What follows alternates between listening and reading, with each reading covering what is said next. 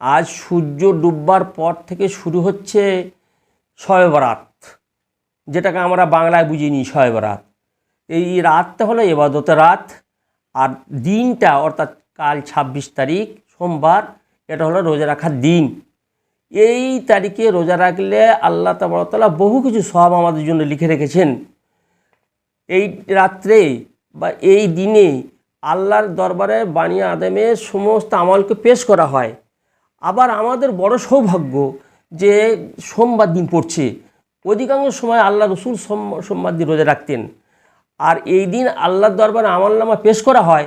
তাহলে রোজা রাখা অবস্থায় আমাদের আমলনামা আল্লাহর দরবারে পেশ হোক, এটাই হওয়া সবার জন্য কল্যাণকর।